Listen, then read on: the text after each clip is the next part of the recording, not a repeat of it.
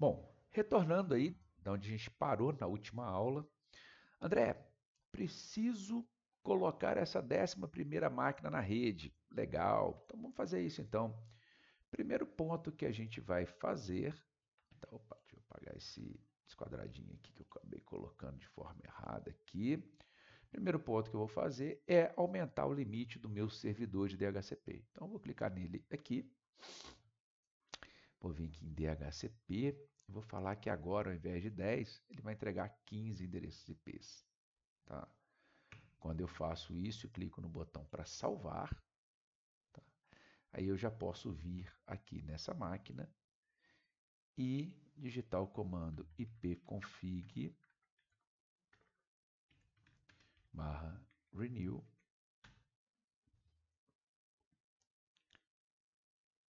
e vamos aguardar aí um pouquinho. E ela já recebeu o endereço IP e já entrou. Antes ela não tinha, tá? E agora ela tem o endereço IP 21. Opa, que legal! Essa máquina agora sai do quadrinho vermelho e passa a integrar essa minha rede aqui. Então, opa, quero apagar, vamos lá, delete. Então não tenho mais esse quadrinho aqui, a minha máquina já faz parte da rede. Bom, vamos pensar num cenário agora. Essa rede aqui, então vamos colocar aqui uma nota. Essa rede é a rede 192.168.0.0. E essa rede aqui é a rede 192.168.1.0.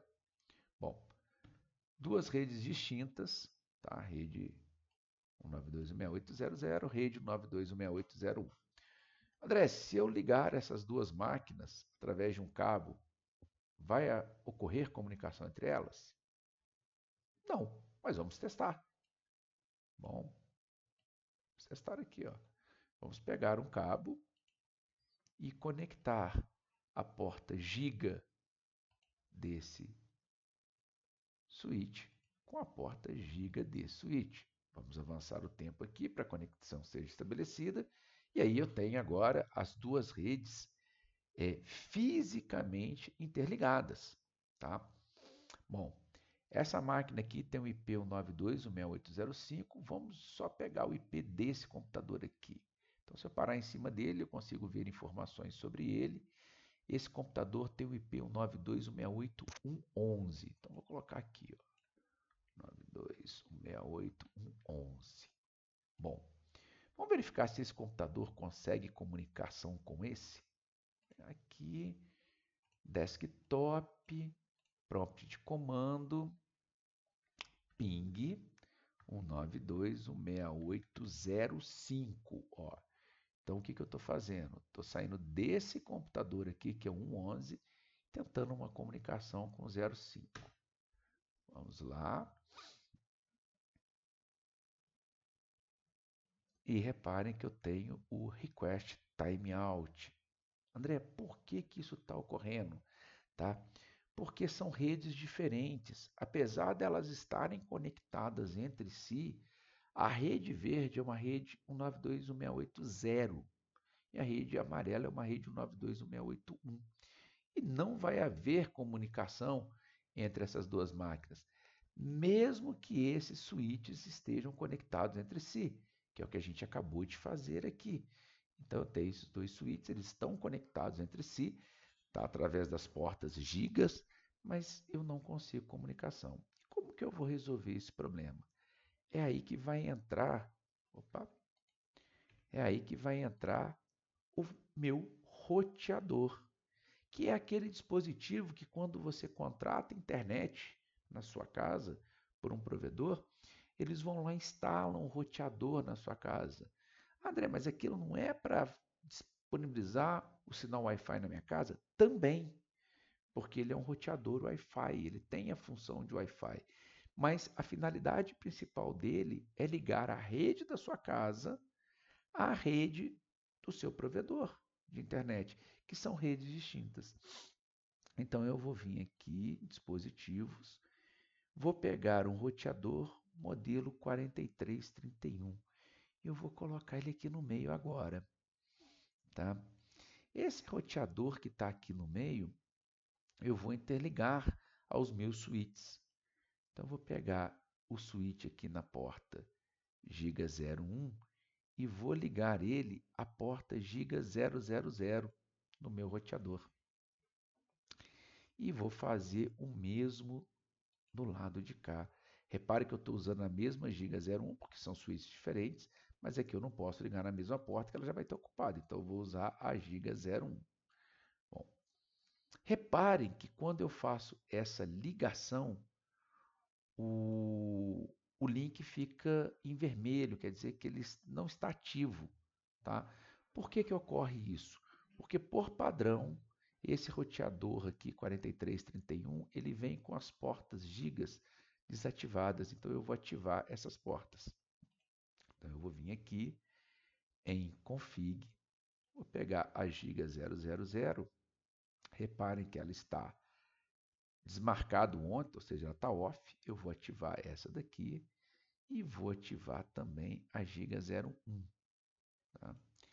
E aí, se eu avançar aqui o meu reloginho, eu vou ver agora que as duas portas estão ativas. Só que somente isso não vai permitir com que as minhas máquinas se comuniquem. Eu vou mostrar aqui para vocês, ó. Vou pegar o 11 e vou tentar comunicar com o 5 novamente, tá? Então eu vou repetir o comando aqui e vou esperar. Repare que ele continua dando o meu request timeout. Ele vai fazer isso para os 4 pacotes que ele tenta enviar de uma rede para outra. Mas André, você não disse que basta colocar um roteador? Sim, basta colocar um roteador, mas a gente precisa configurar esse roteador. E o que a gente precisa configurar nesse roteador? A gente precisa falar que essa porta aqui, que é a giga 00, no qual está conectada essa rede aqui, ela tem o endereço IP dessa rede. E que essa porta aqui, giga 01, tenha o endereço dessa rede. Então, eu vou vir aqui no meu roteador, vou vir aqui na giga Ethernet 000 e aqui eu tenho, olha, configuração IPv4. E aí eu vou usar o último endereço de cada uma dessas redes. Então, eu vou falar que na rede, tá, eu estou configurando a porta 000, que liga a minha rede 192.168.0.0.0. Fala o seguinte, olha, aqui você vai ter o endereço 0254. É como se ele fosse uma máquina da minha rede, mas não é uma máquina, é uma porta. Repare que ela já reconheceu a máscara 255.255.255.0. E vou falar o mesmo para a rede, para a giga 001. Só que a giga 001, eu quero o último endereço dessa rede. Como ela é uma rede 1, o último endereço aqui, 92.168.1.254. Bom, configurei. Que legal. Então, aqui eu tenho esse roteador com essa porta, com o endereço que pertence a essa rede, e essa porta do roteador com o endereço que pertence a essa rede. Será que já tem comunicação? Então, vamos verificar. Command prompt, tá? Ping 05.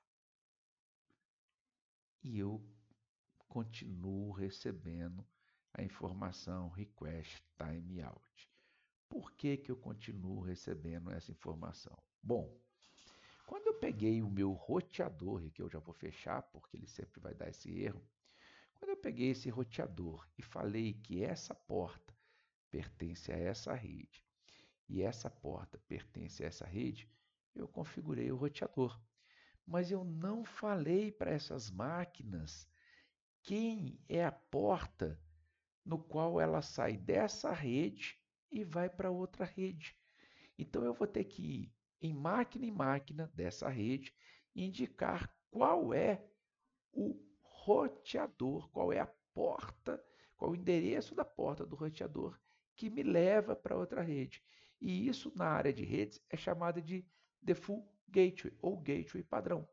Então eu vou pegar aqui meu laptop e agora eu percebo, ó, que quando eu entro aqui em settings, eu tenho gateway. E aqui, ó, Default Gateway 192.168.0.254. Esse é o gateway da minha rede 0. Vou copiar essa informação e agora eu vou atribuir a cada um desses computadores. André, mas tem que atribuir a todos? Tenho, porque essa rede ela foi configurada IPs de forma manual. Então, gateway, default gateway 254, default gateway aqui 254,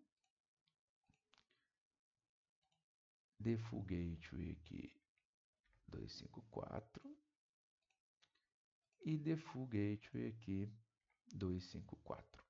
Bom, essas máquinas aqui já estão configuradas.